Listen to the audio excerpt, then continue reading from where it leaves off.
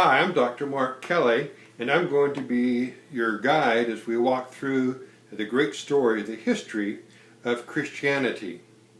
This is to say that my understanding is that you have signed up for HI 202, the History of Christianity, as an independent study. I'm doing this as a service to our seniors who are graduating but can't make it in the regular face-to-face class. So this is an online independent study. So there won't be a whole lot of lecturing for me, just a few. Every once in a while I will give one of my pep talks.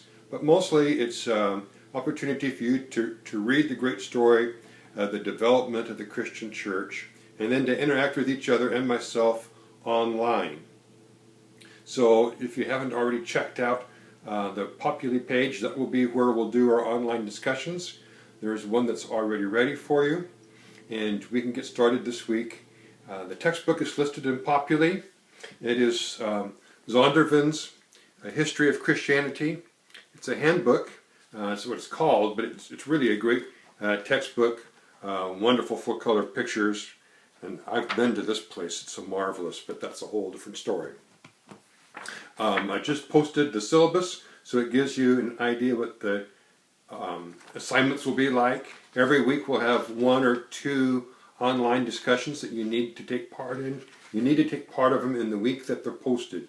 You can't afford to take a week off. You can't afford because it will cost you points that you can't get back anyway. Now then, just a little bit of my perspective on the course.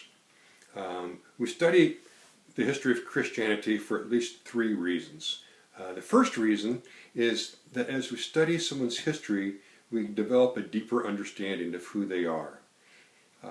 When I met my wife Jan and I began to think that this is really someone I wanted to spend my life with, Jan and I both having that sense, we began to tell our stories, our history, what we were like when we were in grade school, and what we were like, what our homes were like, what our parents were like, what our brothers were like. We told a lot of history.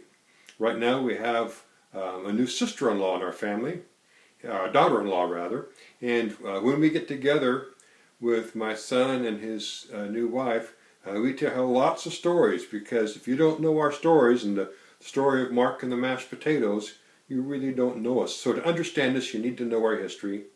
For us to understand ourselves as members of the church, we need to understand the history of the church.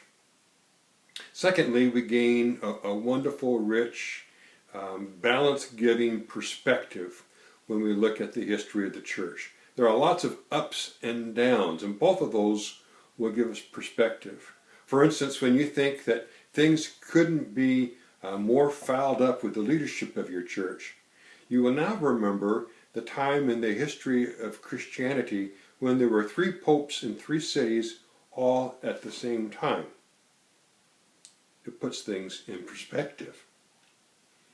And finally, of course, there is the wisdom that comes as we look at what people have done in an attempt to push the church forward, in an attempt to deal with the intricacies of the church, what church members and church leaders have done to deal with the diversity in the church.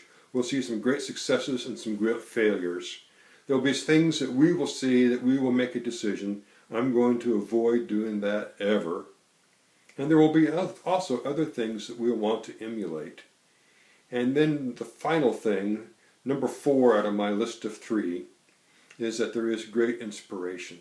We will see people doing incredible, unbelievable, miraculous things, because the history of Christianity at its heart is the history of how the Holy Spirit has taken a small band of scared believers and turned them into a worldwide force.